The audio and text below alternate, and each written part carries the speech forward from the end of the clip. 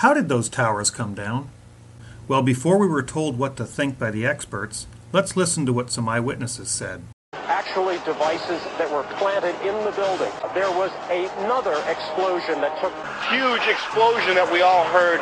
An explosion, And another explosion. All that evidence of explosions was quickly ignored or dismissed. The next morning, the experts had already figured out how those towers fell. In just under an hour, a raging fire from burning aviation gasoline softened or perhaps melted the steel. And we were told that melted steel story for months. The intense fire caused the tower to collapse. It melted the structural steel. What the firemen might not have realized is the gushing jet fuel was melting the steel. Steel melts, and 24,000 gallons of aviation fluid melted the steel.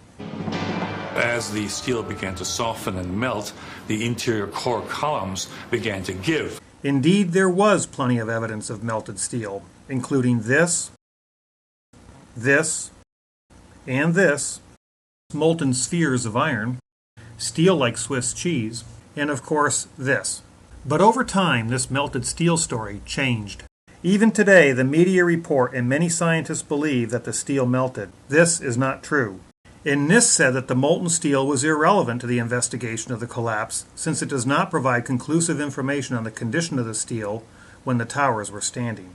John Gross of NIST, who was at the yard observing plenty of evidence, denied its very existence.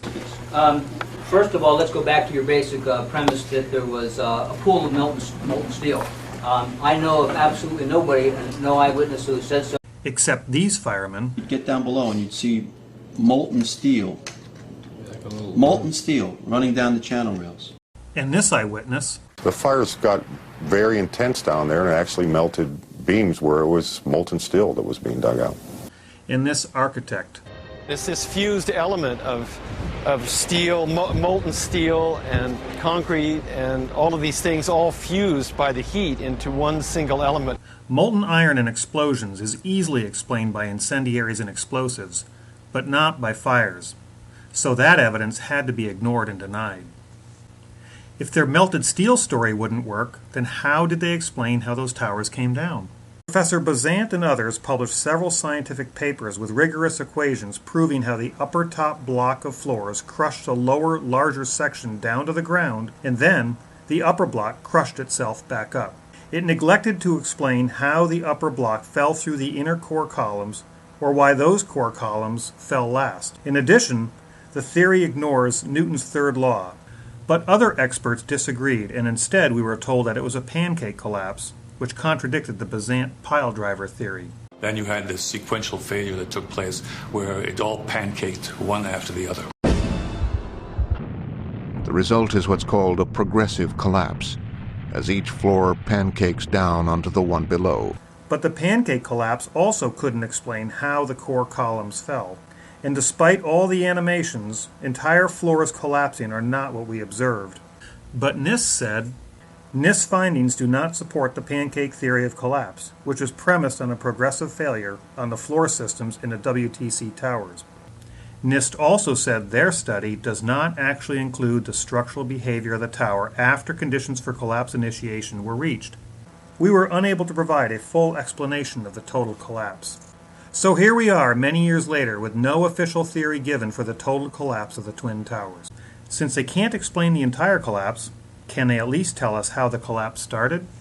After detailed study, the experts said that the floor truss connection to the columns failed first. Many structural engineers believe that the weak points were the angle clips that held the floor joists between the columns on the perimeter wall and the core structure. At the Massachusetts Institute of Technology, Professor Eduardo Causel has been carrying out research into the disaster. This computer simulation done at MIT shows how heating the trusses would cause them to fail. What this simulation shows is that the most likely the weak point of the floor were the connections to the supports. FEMA and the American Society of Civil Engineers agreed, and PBS concurred. When the steel became weak, the trusses would have collapsed.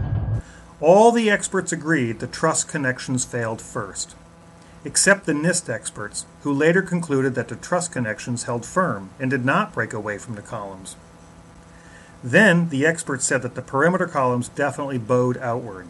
and without the trusses to keep them rigidly in place, the columns would have bent outward. And the FEMA study showed animations of this outward bowing in their study. There was no doubt that the columns bowed outward. That is, until the NIST experts said that the columns definitely bowed in. And then, just before the towers fall, the experts told us that the columns broke outward. However, the NIST experts concluded that the columns broke inward. While the experts disagreed about how the towers started to fall, they assured us once the structure was weakened, total collapse would be inevitable. The NIST report does not actually involve the structural behavior of the tower after conditions for collapse initiation were reached and collapse became inevitable. But is collapse inevitable? It's not on this structure, and this structure, or this structure. Jonathan Barnett was surprised to find unique steel that had intergranular melting. It was a surprise to me because it was so eroded and deformed. The New York Times said it was perhaps the deepest mystery uncovered in the investigation. But later we were told that it really wasn't a mystery at all. I don't find it very mysterious at all. That if I have steel in this sort of a high temperature atmosphere that's rich in oxygen and sulfur, this would be the kind of result I would expect. But the question was not what would happen to steel if it was attacked by sulfur in a high temperature atmosphere. We know that. No clear explanation for the source of the sulfur has been identified. So the real question is, where did the sulfur come from? The government never answered that question, but others did. Dr. Greening said, "It is concluded that sulfur emission was relatively small compared to those involving diesel fuel and CaSO4 in gypsum wallboard."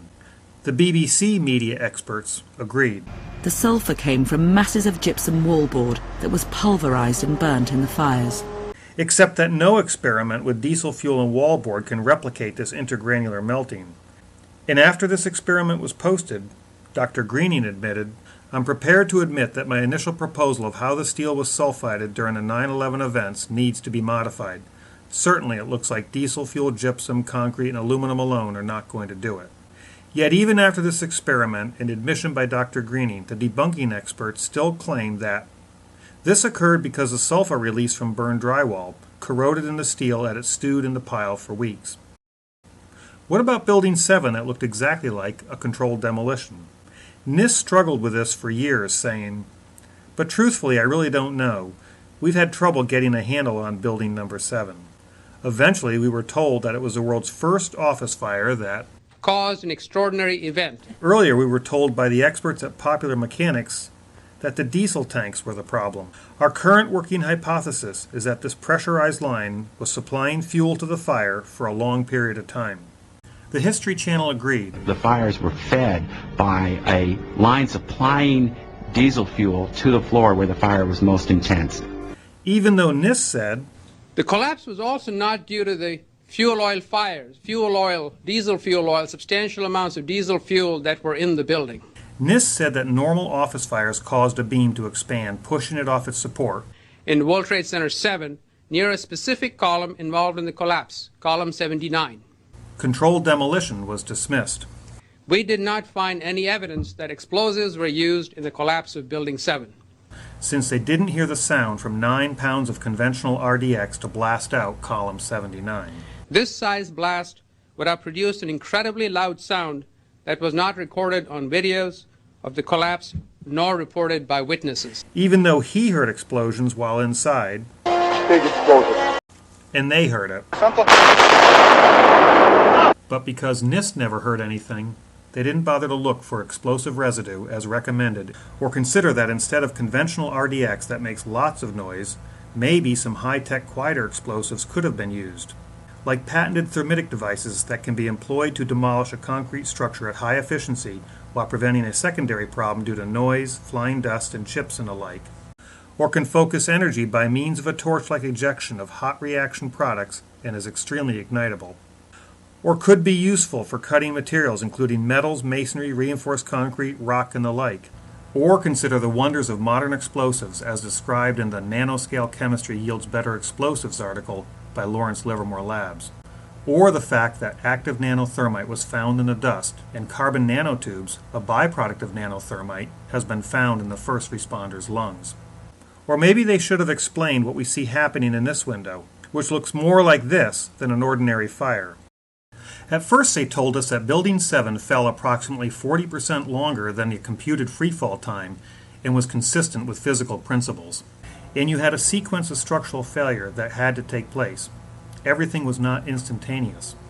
But when challenged, NIST finally admitted a freefall descent over approximately 8 stories at gravitational acceleration. Since freefall is impossible with a sequence of failures, NIST quietly removed all references to their model being consistent with physical principles in their final report, meaning the official explanation relies on miracles. So although NIST had trouble getting a handle on building number 7, after many years and a few miracles, they said the obvious stares you in the face. As more independent scientists pointed out that iron microspheres and molten steel could easily be explained by thermitic material, the National Geographic experts tried to explain that thermitic material could not have been used because it won't even cut or melt a steel column. Despite 175 pounds of thermite packed around the steel column, it remained undamaged. Except experiment with basic thermate and crude holders proved it could.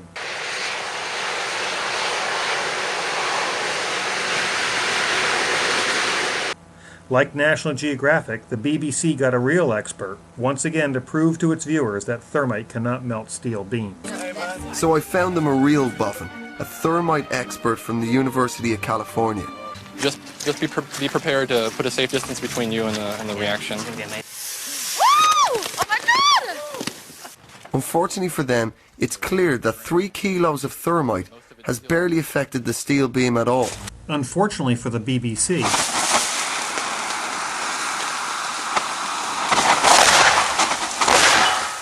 it's clear less than 2 kilos appear to have damaged this beam. And even though the debunking experts said, thermite is simply not practical for carrying out a controlled demolition, and there is no documentation of it ever having been used for this purpose. But in 1935 it was used to take down a 3 million pound tower taller than World Trade Center 7, with 1,500 pounds of thermite on the outside of the steel columns. Why couldn't thermite also work if it was placed on the inside of steel box columns? In 2011, an entire new theory was developed to help explain all the eyewitness evidence of explosions that NIST never heard. I believe it's overwhelmingly probable that the theories regarding the cause of the collapse at WTC-1 and WTC-2 are wrong. The disintegrated aircraft probably came to a stop near the center of the buildings, even though the jets were totally shredded in order to knock all the insulation off, according to the NIST fire theory. And we know parts blasted through the tower and fell on the streets below. This new theory says that the aircraft hulls rather than the buildings absorb most of the heat from the burning aviation fuel, even though NIST and most others said the aviation fuel burned off in the first few minutes. And the core of his theory is that the molten aluminum then found its way downwards within the buildings through staircases and gaps in the floor. Fortunately, the firemen that rushed up while thousands ran down those staircases somehow managed to avoid the molten aluminum. And after an hour or so, the flowing aluminum underwent a chemical reaction with water from the sprinklers in the floor below. I regard it as extremely likely that it was these explosions that made the skyscrapers collapse. Except the NIST experts said there was no evidence of any blast or explosions in the region below the impact and fire floors. But other establishment experts appear to be having some difficulty with this latest theory. In Professor Bazant's opinion, all factors relating to the collapse have been accounted for, and he thinks the official explanation suffices. Besides, he said, I've explained it in 6 papers in leading journals. And Thomas Eager of MIT said, I do not see any merit to this new, more complex explanation. He pointed out that Occam's razor said that the simplest explanation is usually the best. So using Occam's razor may be the simplest explanation for all those sounds of explosions are explosives. Can an expert propose 2 completely contradictory theories to explain what happened to those towers? Let's find out. Jonathan Kay wrote a book called Among the Truthers and was interviewed on National Public Radio. And for those who don't trust NIST and don't trust the 9/11 Commission, there's a report, it's called What Did and Did Not Cause Collapse of WTC Twin Towers in New York. These are the reports they need to read. Perhaps just give me a couple of sentences highlighted from that report that you are referring to. What is the explanation for the collapse in that fashion? Sure. Well, the collapse of WTC 1 and 2 was a floor-by-floor collapse, which initiated global collapse. And this is not especially complicated principle, but as I said, the details of the reports that I cited. I think it was called like a pancake effect or something. Well, the pancake effect refers to the floor-by-floor effect. So one floor will collapse, and the impact of the other floor will cause a chain reaction. So Kay proposes two opposing theories that are both wrong. In 3 years of interviewing and debating conspiracy theorists, I don't think I have ever won an argument. I think we understand why. So let's review what the experts told us. There were explosions. There were no explosions. The fires melted the steel. The fires didn't melt the steel. The truss connection broke. The truss connection didn't break. The columns bowed out. The columns bowed in. Building 7 didn't free fall. Building 7 free fell. The sulfur came from the gypsum. Sulfur didn't come from the gypsum. Collapse was inevitable, although it's not inevitable. The experts can't melt steel with thermite, but a novice can. In all the theories we've been told by the media and institutional experts, their melted steel theory is wrong because those fires are too cold to melt that steel. Their crush-down, crush-up pile-driver theory is wrong because it defies Newton's third law and doesn't match observation. The pancake theory is wrong because it defies momentum laws and cannot explain the fall of the core and does not match observation. And their aluminum sprinkler theory is wrong because there is no evidence to support it. And after years of study and millions of dollars, our government doesn't have any theory at all for the collapse, simply saying it was inevitable. And none of their theories can be demonstrated experimentally or explain the molten steel, the iron microspheres, the eutectic formations, free fall, uniform acceleration with no jolts, nanothermite, and much more. So what theory do you believe? Most people would rather believe the corporate media and mainstream experts, even if their theories are wrong and don't make sense. But if you have the courage to look at all the evidence and to independently think using basic laws of physics, you will clearly see the elephant the experts are desperately trying to hide. They want us to never forget 9/11, but also want us to never remember the uncomfortable evidence. Because the experts told us, the investigation team has studied every possible scenario, except the controlled demolition scenario that best addresses all the evidence, and was clear that very first day before the experts had the chance to hide that elephant. This was clearly, the way the structure is collapsing, this was the result of something that was planned. It's not accidental that the first tower just happened to collapse and then the second tower just happened to collapse in exactly the same way. How they accomplished this, we don't know. So how did those towers come down? They were intentionally blown up. The obvious stares you in the face.